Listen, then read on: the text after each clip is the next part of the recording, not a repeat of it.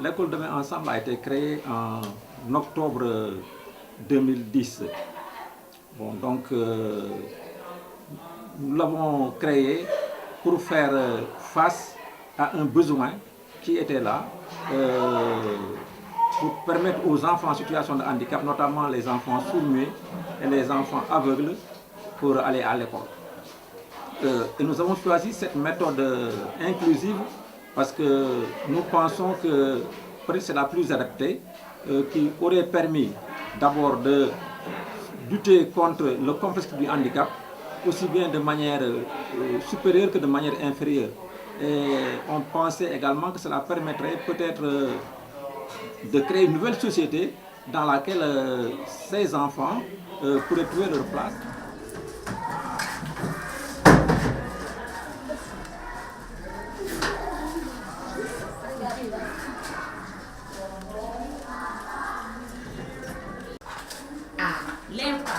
L'impact fait de l'éducatif.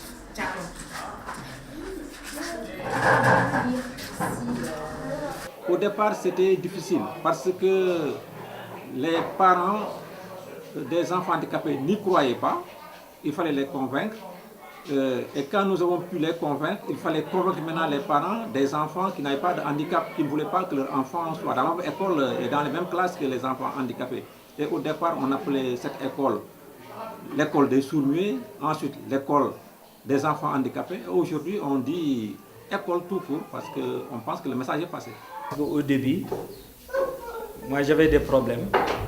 Et ce problème c'était quoi? Où est-ce que je vais mettre mon enfant? Lorsqu'elle a eu l'âge d'aller à l'école, naturellement elle voit des enfants qui passent à côté de la maison pour aller étudier avec leur sac. Elle a compris qu'elle devrait étudier et elle a commencé à réclamer. À côté, il y a Monsieur D qui a une école et il fait de l'enseignement inclusif. Et je me suis rendu compte qu'elle a commencé à apprendre avec les signes, à lire, à écrire. Et pour moi, c'était extraordinaire. À ce niveau, je disais aux parents qui ont des enfants de ce genre et qui hésitent à les amener à l'école. Alors, à ces parents, je disais, il faudrait qu'ils comprennent que ces enfants-là sont des enfants comme tout le monde. Ils doivent aller à l'école. Ils ne sont pas handicapés, mais c'est nous qui créons leur handicap. Très bien. Les élèves du CM2, du CM2 se trouvent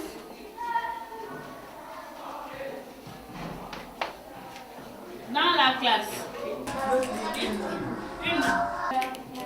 Quel est le deuxième terme? Passer à l'autre.